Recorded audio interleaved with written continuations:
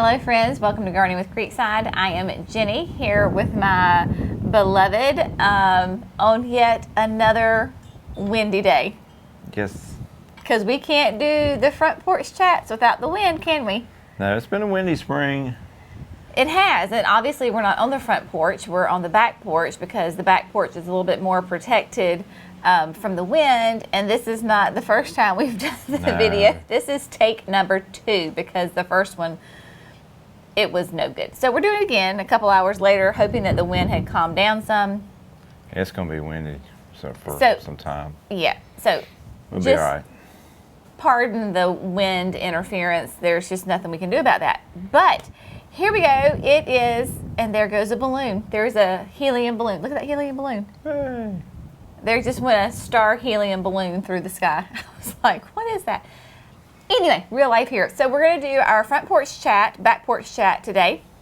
And we're going to do it with a little twist in that we're going to be answering some of your questions that y'all have submitted to us. And we've also thrown in there some questions that we get a lot of, right? Yeah, I think will be helpful for folks as we kind of dive more into the growing season. Yes, yeah. Yes, because we have a whole assortment of questions. So, getting started here, let's see. One of the common questions is like how big, how much land does the nursery sit on? You know, because it seems like it is really expansive and so forth and so on. So we own 8.5 acres, and then you know that my parents we're country neighbors, as we say, and so they're right around the corner, and they have 24. So altogether, this is 32 acres because, again, as you know, my daddy was a farmer, and so this was all farmland, and they've already told us that we can just use their land as we need to for the nursery. But I think maybe there's a misconception that you need a ton of land to have a nursery.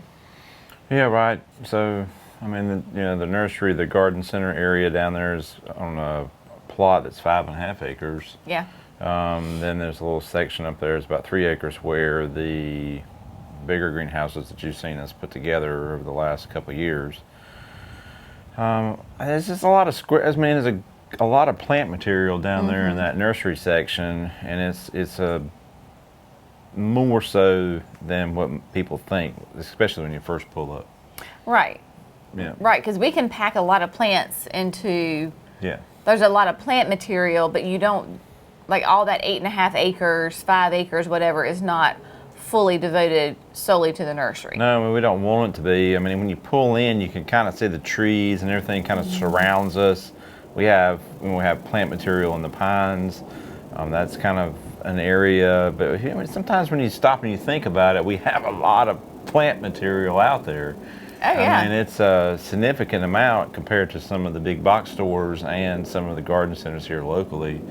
Sure. But it's well, you think about there's 10 plants in a tray. Yeah. Right? And so and I don't know how many hundreds of trays that are out there in the annuals. And then, of course, we're not growing trees. And if you're a tree nursery, then obviously you need a ton of land to be planted.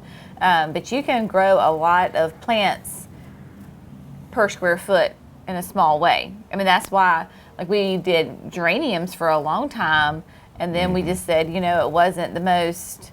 I had a lot of geraniums that are like in a 6-inch pot, taking up a space where 2, 4-inch PW pots can go.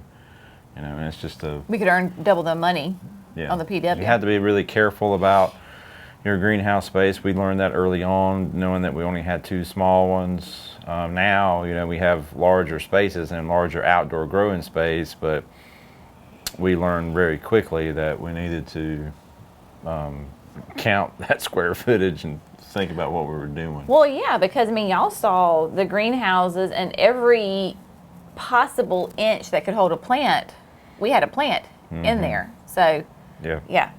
All right. So there we go. Another common question, or a question that we had asked, was how did we meet? So how did we meet? We were lifeguards at an inner city pool in Gastonia. It's a public pool in Gastonia. So we met there when I was 16. Jerry was older, or is older than I am. And yeah, so we became friends first, and then we had our first date. It was electric. Yeah, July 4th. July the 4th, that's right. So we went downtown Charlotte to go see the big fireworks in downtown Charlotte. And he was just so smitten with me that when we left,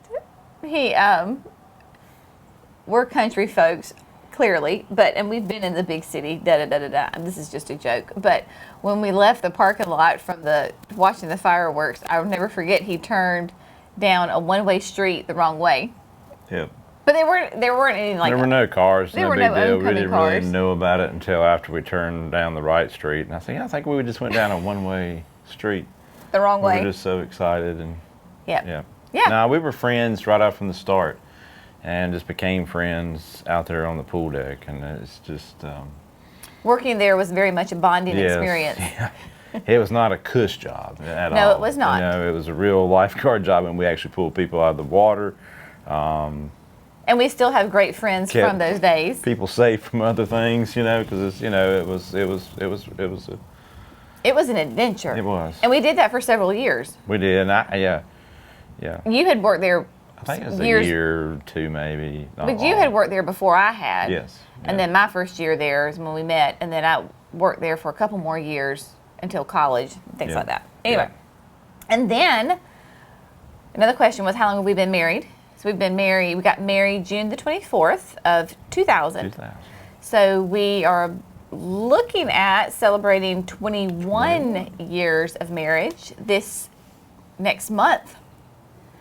It's hard to believe it's next month. It's going to be June. Next month, yeah. So last year we were supposed to take our big, 20th anniversary trip, but yeah,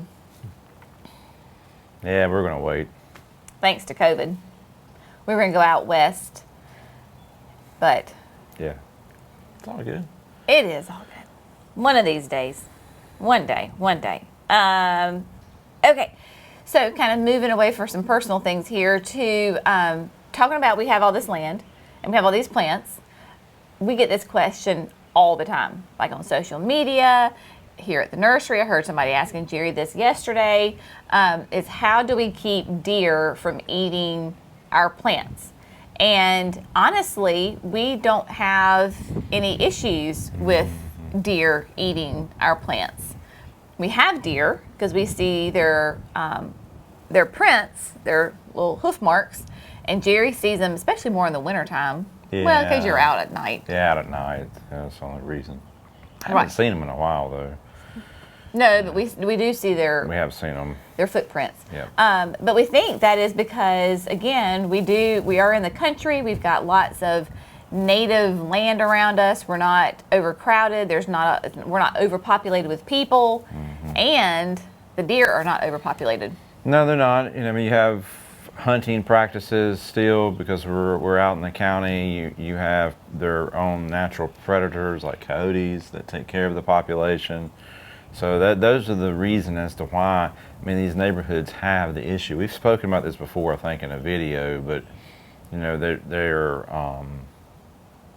have to get food. So they're left unchecked. Yeah. So if they just that's the keep issue. having babies, then... And how do you keep it out of there? You're going to have to come up with plant material that they just don't, like to eat. But if a deer is really hungry, it's probably going to eat anything. Yeah. Yeah, just in the other video the other day, I said something about, that deer wouldn't eat roses. And somebody was like, well, they eat my roses. So, if a deer is eating roses that have these big old sharp thorns, clearly it's hungry, so it'll eat it. The only time that we do have issues with deer is, it happens really like every year when we grow mums, right? Yeah, in the last 2 years, it was like all of a sudden they decided they wanted to munch on those things, and it was only like the first 5 in a row. There might be 500 to 800 mums out there, and I think it's just the young ones, that have found out that, okay, that's not something we need to be eating, because they do have a unique smell to them, texture. Yeah. And those are the type of things that they will not eat unless they're starving. Super hungry. Yeah. So deer, not a problem. Another thing we get a lot of questions about too, or not even questions really, but it's comments, I suppose. Like when we're out, if we're doing a video and I'm out in the pines and I'm just walking through, a lot of people are worried for us about the snakes. And we don't have, I mean, snakes are not an issue really. No, and we don't go out when we start gardening and we're not thinking about snakes. We're not worried about snakes when we're gardening. I guess maybe those folks that are, maybe there's an overpopulation of snakes where it's more habit that they like. That they like. Because I know my parents. The only poisonous snake that we really would have to worry about would be copperheads. Right. Which, you know, and people are also worried about putting pine needles, and even people here have talked to us about that they don't like putting pine needles near their house because, you know, snakes could get in and camouflage, which, again, I could see them going underneath the pine needles, and just because they can make it underneath there. Sure. They can't really do that in the mulch. This is true. So that it's just a surprise, you know, because they're there. It is a surprise. Yeah. But like I know my parents have family land in South Carolina where they do have rattlesnakes. Mm-hmm. And that's a big concern walking through the woods, especially in the summertime. They always wear their snake boots. But here we just don't have, we have snakes, but we have like black snakes and king snakes, which we do find, if you remember when Jackson and I were doing a day and he was helping me trim the boxwoods in the front and there was a black snake in the boxwood. So it startles you, but we're not afraid of like, with trepidation of like going out that we're worried about a snake is going to attack us or bite us. Snake that can startle you. Yes, it startles you. But we love our black snakes and our king snakes, which we do have a good abundance of. Yeah, it's good. Yeah, it is a good thing. So we are sitting here on the back porch and with the deck boxes behind us that are growing very well. So doing good. We'll talk about that. We'll give you an update probably this week on those because we got some plans. But we have, a lot of you were asking if we have any updates on the patio. So, Jerry, updates on the patio. Updates on the patio. It's right to my right. All the pavers are done. We're waiting to fix the second set of steps that were leading down into the yard. So that's what's kind of held us up, because we had to come back to that. Otherwise, it would probably be done. Those steps, those risers have to be down just a little bit. It didn't quite even up with the pavers themselves. Yeah, the pavers were here and the steps were just a little bit high. I don't know how that happened, but it did. So we're going to fix that. Get the rest of the locking sand in, the lights, and then treads for the steps. Yes. So then we're done. With the actual hardware of the patio. Yeah. So then we can start doing landscaping all around. Behind, you've seen the seating wall, behind the seating wall to the left, all the way back around. All that's going to be landscaped with all sorts of goodies. It's an exciting part.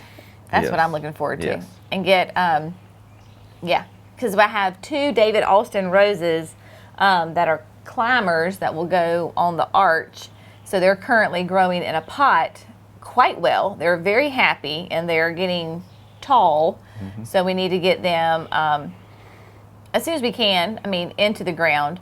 Not that, they can stay in the pot because it's a nice big pot for them, but I'm just ready to get them in the ground so that they can start climbing on that arch and be pretty and doing well. Yeah. Doing well. All right, let's see. Next question. What do we have? Oh, okay, so this is going to be one for you. Let's talk about this because we're talking about the annuals. A lot of new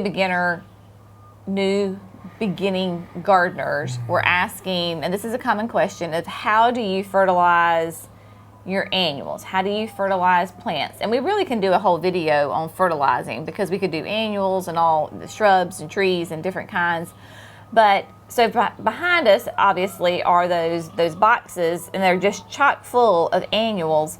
And it's really simple, guys. You don't overthink this. It really is. And you got to start number one with a good plant. Yes. But even number 1, 2, like 1A, 1B, 1A, 1B, I don't know which way you want to consider it. But it's like, do not go and purchase a $3 soil. Right. You know, I mean, you've got to go and purchase a potting soil that, I mean, Yeah. you're going to get $3 production out of it if you buy a $3 bag of potting soil.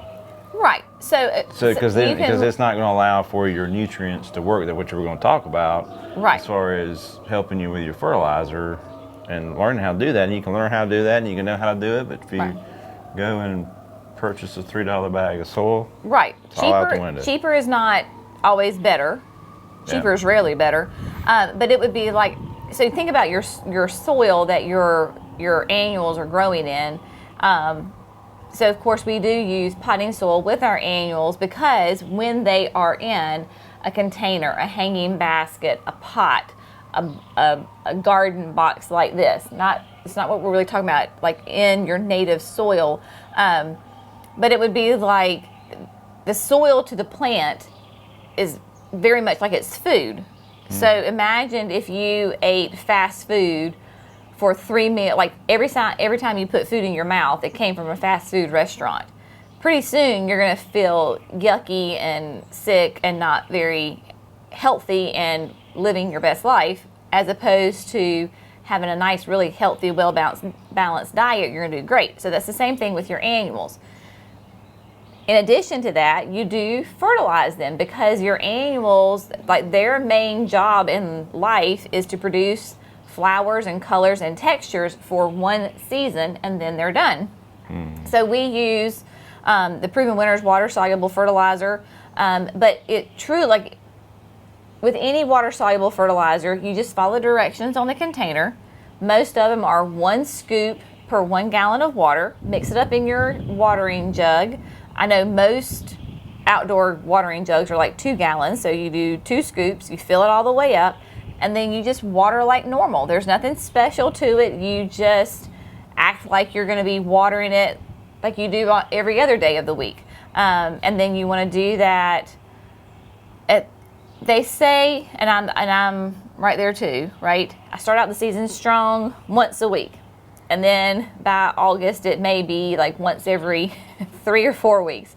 But the more you can stay on top of fertilizing, the better results you're going to get from your plant because you're feeding them those nutrients that they need. Yep. Right? Yep. And then still continuing with that is, what is the importance and why is it necessary to prune plants? Because a lot of people are very scared to prune their plants. So if we're talking about pruning petunias, we want to think about pruning those when they get just a tad bit too leggy or out of shape, or they have stopped blooming. That's one key, is let's go ahead and prune those back. Here it is. It'll be probably a good idea to prune them back before July the 4th, like hanging baskets, petunia baskets, probably your window boxes. But the reason we're doing that is it regenerates the plant for more branching. More branching then will mean more flowers.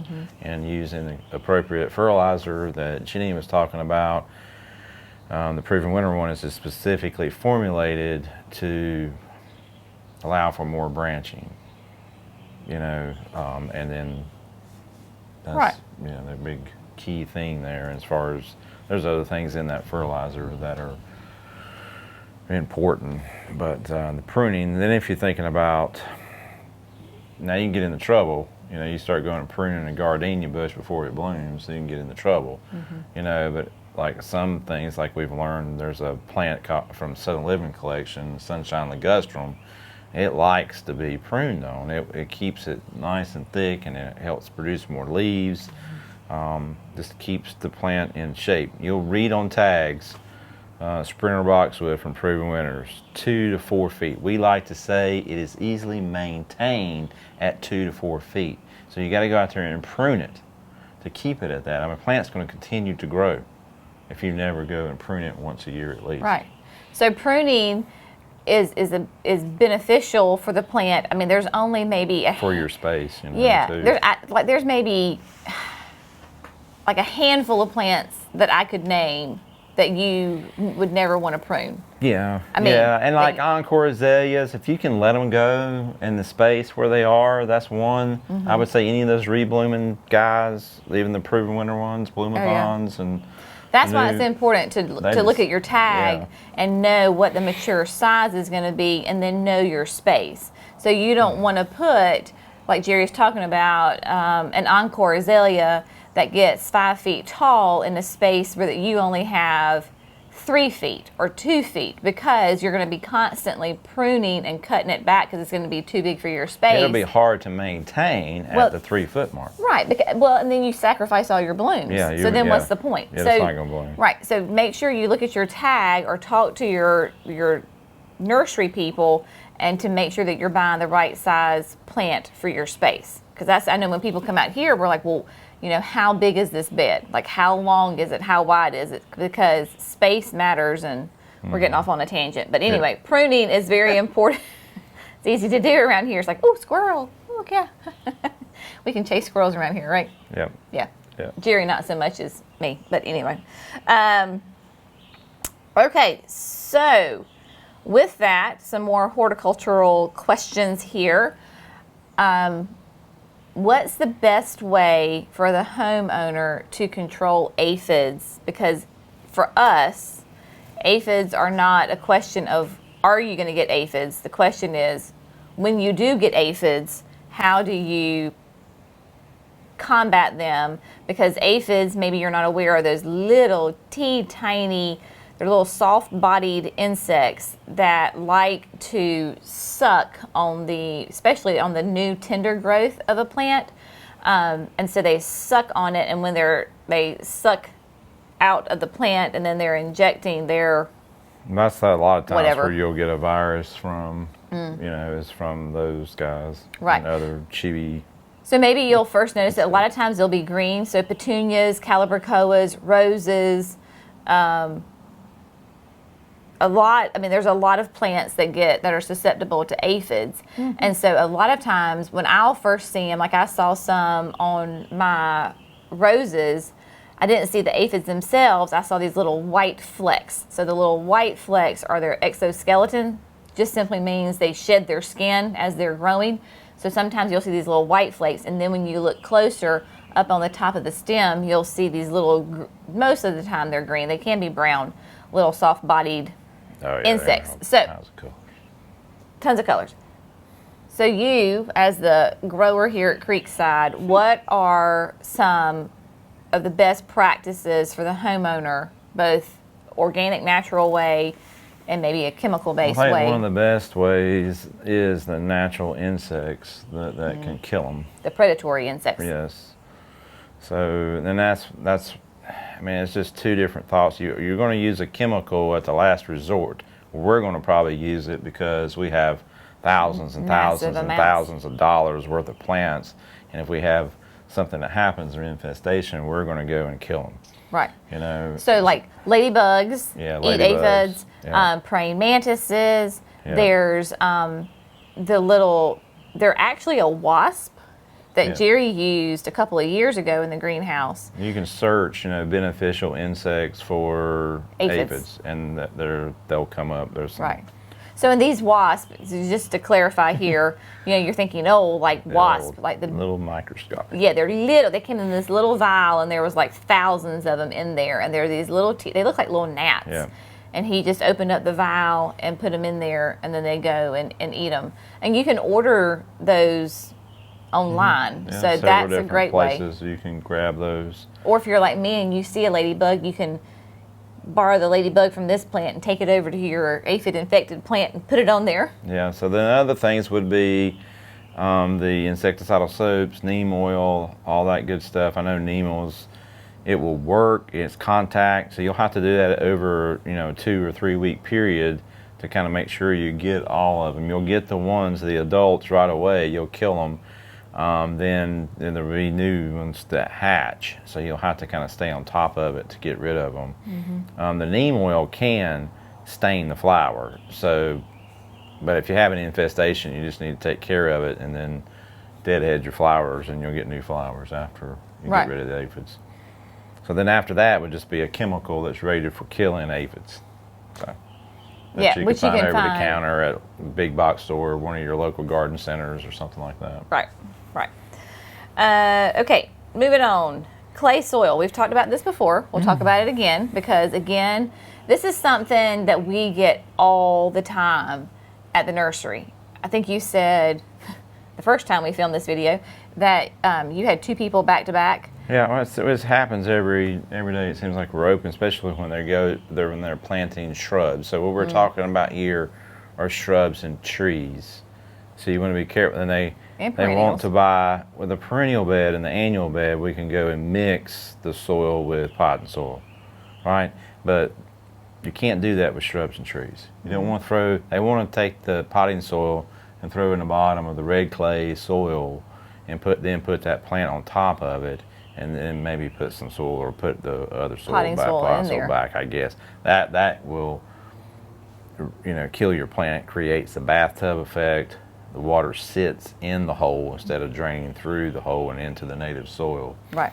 So what you want to do is dig your hole out for your plant or your tree. If you feel like it's so bad that your starter fertilizer is not going to be enough, then you amend that soil with, here we recommend soil conditioner, which is just aged pine bark, or a mixture of aged pine bark and compost. But sometimes you don't want to use compost on certain plants. Like butterfly bushes. Yeah, butterfly bushes are no. They don't like it.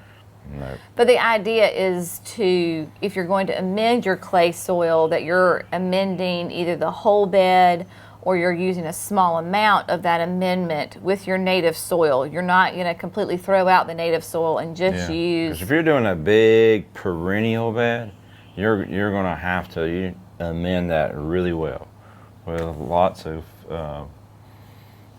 we mentioned the land and sea a lot, and then just some pine bark fines, but all of it needs to be amended really well. Right, and that's a process too, building your soil back to a healthy state, full of good microbes and bacteria.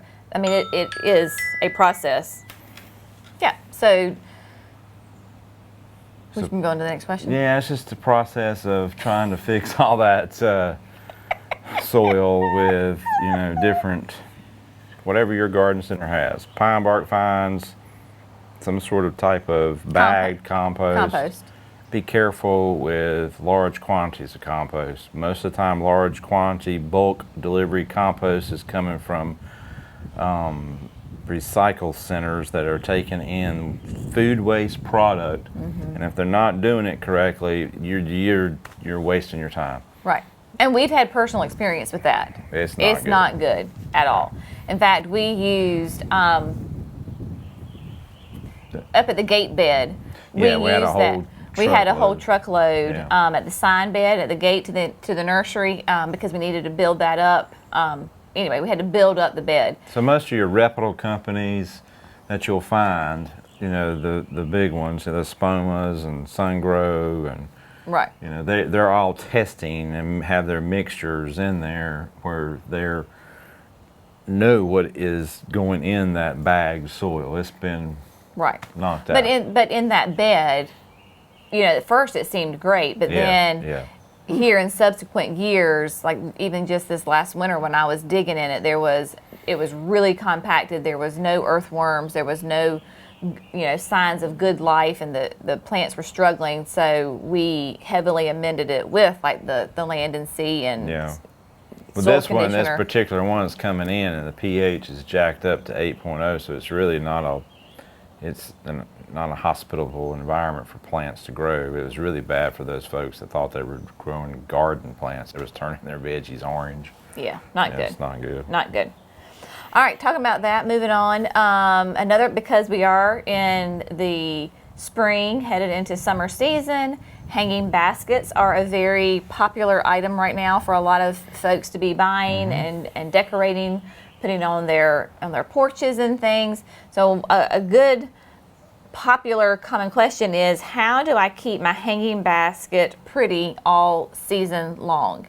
And really there's 4 key steps to this. Would you agree? Yep. Okay. So one, make sure that it gets the appropriate amount of sunlight that it needs. So the vast majority, well, all of our hanging baskets at the nursery are considered full sun hanging baskets. So that means they need to have at least 5 hours plus of direct sunlight. Obviously, if you have a shade loving arrangement, it needs to have less sun. So make sure you get the appropriate amount of sun. I had a customer a couple of years ago ask me, she was like, I don't know what's wrong with my hanging basket. It's just beautiful and it's green, but there's absolutely no blooms on it. And it was Super Bells, Calibrachoas, and found out. And I said, well, you know, how much sun does it get? And she goes, oh, none. It's in the shade. Yep. I was like, there's your problem. It needs the sun. So your flowers will suffer on that. So the appropriate amount of sun, consistent water. You've got to give them consistent water, and this will depend on the season. So right now, maybe you can get away with only watering your hanging basket, you know, once every 2 days, once every 3 days, again, depending on conditions.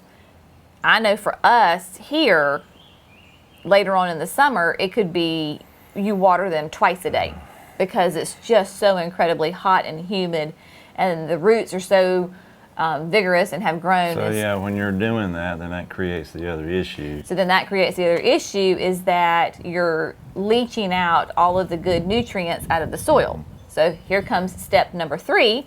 You've got to feed them. You've got to feed your hanging baskets because they're not going to get food from any other source than from what you give them.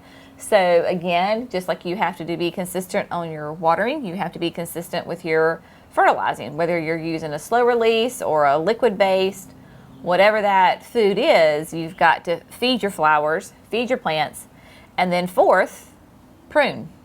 Jerry's already mentioned. Yeah, prune like a petunia basket before July the 4th. Yeah. Here, right, because we've been having these baskets growing since February. They need to be trimmed really by end of June, July. They need to be just, we call them giving them a haircut, just prune them up. We have several videos about maintaining hanging baskets. I can link those in the description below. And then you might have to do it again, mid-August or so. So if it gets it's time to prune your hanging basket when it gets really long and what we call leggy, and you'll have blooms on the bottom, but you don't have any blooms on the top, and it's real thin and sparse looking up top. So you just basically get scissors and whack it back and fertilize it. And then in like 2 weeks, it bushes all back out again. Yes. So that's, some common, very, very common questions about how do you maintain. But the biggest thing would be the consistent water and food. Because those are the hardest areas to keep up with. They are. All right. Anything else? I think... There go the geese. I never know what the microphone picks up. A lot of times the microphones pick up a lot of sort of interesting things. So those are the geese honking behind us. I think we have answered all of the questions that we had received online. But if you have any other questions that you want to know, stick them in the comments below and we will definitely answer them next time we do a porch chat video, monthly video. Yes. We talked about maybe just changing it to monthly video. Who knows? The wind's finally calmed down a little bit. But anything else? I'm good. He's good. Yep. All right. As always, thank you so much for gardening with Creekside. Y'all have a fantastic day, and we'll see you in the next video. Bye, friends. Bye.